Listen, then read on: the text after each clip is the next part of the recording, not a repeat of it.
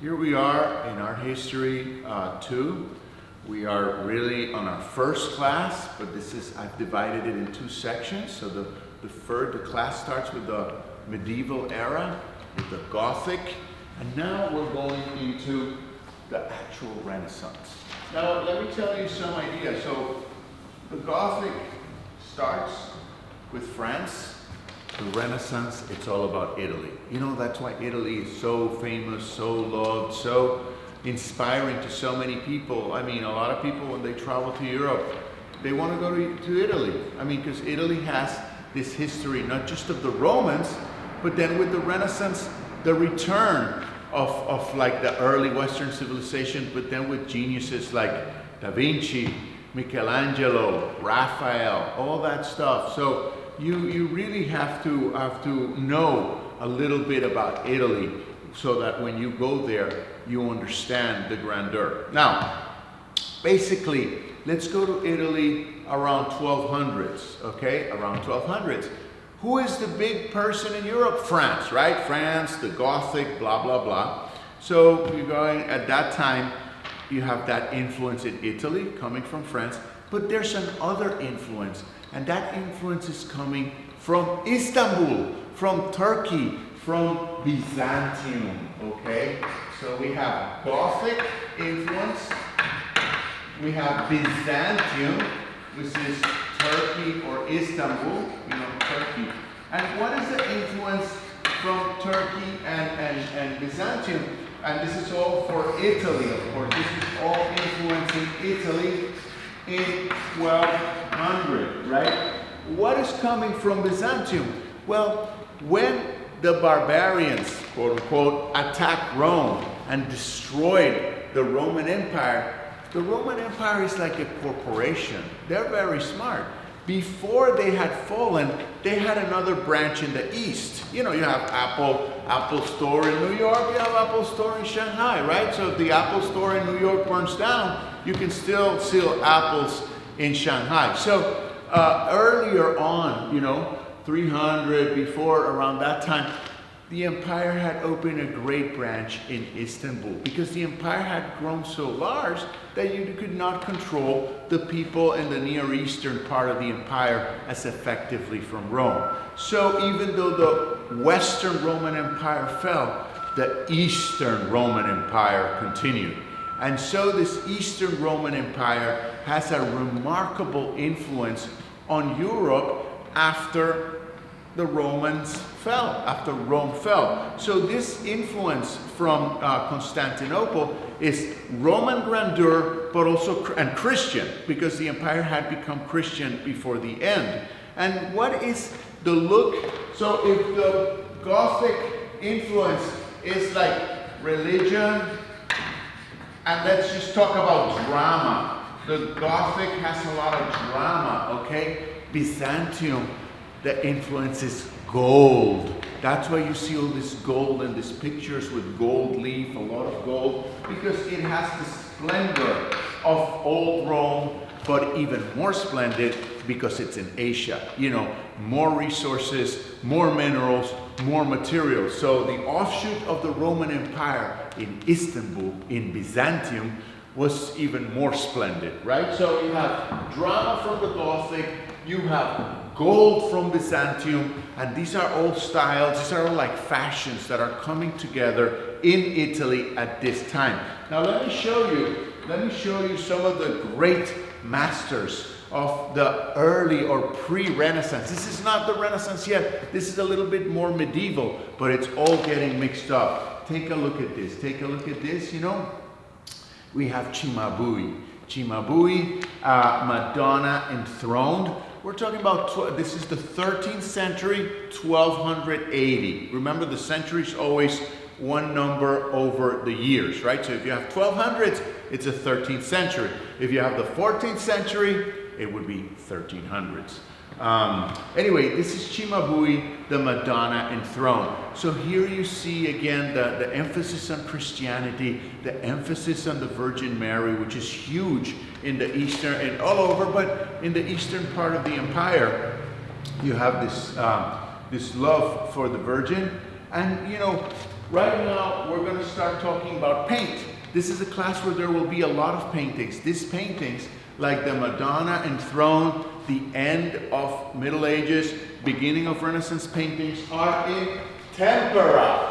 Tempera. What is tempera? Tempera is pigment, you know, the blue dust, the red dust, the orange dust with the color. You mix it with egg. Have you ever gone and have scrambled egg, you know, for breakfast, and it falls on your shirt? It doesn't come off, does it, right? It gets hard, right? And then you got that thing, and it's really powerful egg because egg is a binder, okay? The proteins in the egg are so powerful that they hold the paint together and they make the paint stick to a panel, a wooden panel. This is how painting was done. Wooden panels with pigment, that is the color, mixed with egg. So, tempera, we're in Italy, we're in the 1200, 1300s, the pre-Renaissance, and we're talking about Cimabue. And look at the Cimabue, look at the gold. And there's another master I would like you to remember from this era, and that's Duccio. Again, another Madonna. You know, Madonna is not the singer. Yes, she's called Madonna and everything. Madonna means Our Lady. Madonna, you know, Our Lady. And all these pictures are called Madonna because it's Our Lady, the mother of Jesus Christ, the Savior of the world in the Catholic religion, you know. So here we go of Christianity. So here we go, Duccio, Madonna enthroned. And what's important about the Duccio, what I want you to think about the Duccio is that, you know, there's also the beginning of the Italian contribution. The Italians are taking the drama, the Italians are taking the gold, but the Italians are going to bring a couple of things. One of them is space.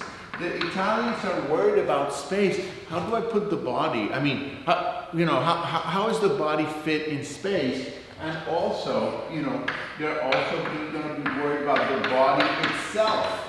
They're also thinking, well, where does the arm end? You know, like anatomy. So here we have, you know, we're looking at Duccio's Madonna enthroned.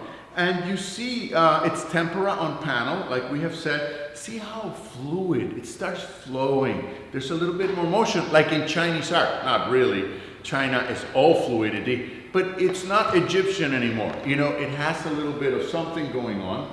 And it's based, the body is based on the work of Pisano. Remember the sculpture I showed you earlier, Pisano? Well, it's got some of Pisano's curves, of Pisano's volumes, of Pisano's bodies.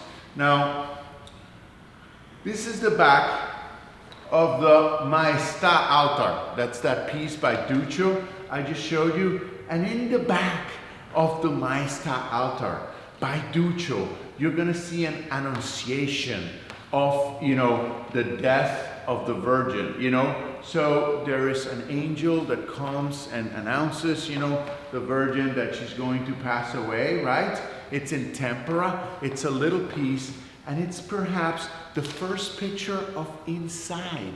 And when you paint inside, when you try to portray inside, what is the space like? It's a little box, right? A room. So even though there is no perspective, because the lines don't align in a center point, you can see that they're trying. It's like they're trying to look at things the way we look at them today, with perspective. So it's a very, very exciting piece.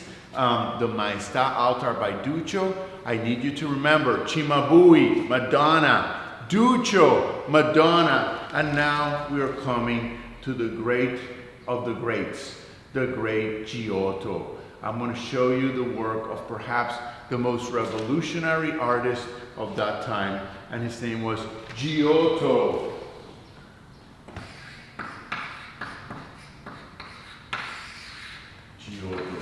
Now, Giotto, 1200s to 1300s, you know, he lived there. He was an apprentice to Cimabue. I think he was a shepherd boy, right, or something like that. And Cimabue was walking, and he saw this guy drawing with chalk or making some figures in the earth.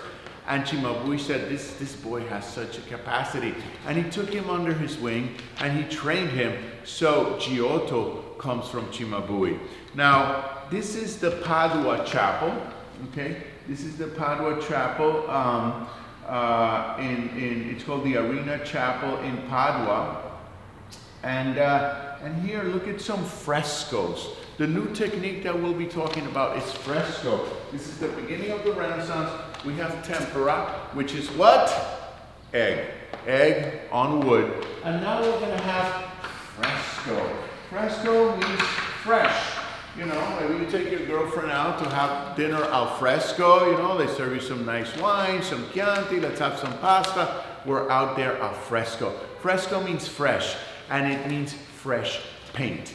What you do with fresco is you take the pigment, you mix it with water, and you apply it into a wall that is fresh, that is just freshly being, that the concrete is fresh, okay, that the wall is not dry yet, the wall is not solid. It is solid, the structure, but you know what I'm saying? It's got a coat of fresh cement or whatever you make, or plaster, of wet plaster. So basically, fresco is painting on the wall. The wall absorbs the paint, so if you want to erase the paint, you can't. You got to destroy the wall. And a lot of the great masterpieces that we're going to look as we go into the Renaissance, they're made with fresco technique. It's beautiful, it's bright, and it's remarkably durable. These things last forever. Now, and we're lucky that they do. And there's frescoes all over the world. There's frescoes in China and in other parts of the world, but the Italians particularly, they came up with one fresco, very, very good fresco, and it was already there from the Romans' time. The Romans have fresco. I mean, so again, I just want you to remember in the context of the Renaissance, but fresco is not like it appeared out of nowhere, right? It's been around for forever. In any case, here you have Christ entering Jerusalem. This is Giotto, Christ entering Jerusalem. I'm comparing them to Pisano, just so you see the images. Also, look at this, the kiss of Judas. These are all pictures from the Arena Chapel in Padua, okay? They were done early 1300s. 1300s are 14th century. But because Italy is so prestigious, people love talking about it in Italian, so they say Quattrocento. Quattrocento, the 400. Talk about the Quattrocento, you know, Cinquecento, 500, you know, like that. So, and this is the Trecento, still the 1300, 14th century, Trecento, 300. So here we have from the Trecento these remarkable images, and I'm going to leave it here. Why don't we look at just the Lamentation. The Lamentation, this is when Jesus is dead. Look at this picture. It's kind of bringing together, well, there's not so much gold in this one. Yeah, maybe it's not so Byzantine, but look at the drama. You see the drama from the Gothic. Oh my God, Christ is dead. You know, like what's going on? There's that figure, you know, the women are crying. I mean, it's a very, wow. And besides that, look at the space. It's still not too deep, but there is space. The guy's trying, like front, middle row, back row, you have the landscape. So they're working with the space, and he's trying to get a little bit of the body. So maybe that little bit is porn back then, you know, but maybe not. He's just pushing the envelope a little bit. So we see contour, a little shape, you know. Is she big or small? Is he strong or weak? You know, what are the bodies under the dresses, right? Because there's all these tunics, these dresses. So it's very, very special. You've seen three pieces by Giotto, and I want you to remember Giotto because he is really a remarkable artist from this era. Other than that, I would like you to also consider the, you know, illustrated, there's like some little psalters. Psalters are prayer books. Here's like some prayer book, you know, Jean Pouchel, 1300s from the Trecento, but in France. So you see that France is also going towards this. But again, our place in the Renaissance is Italy, because Italy is really the fountain of all magnificent things during the Renaissance.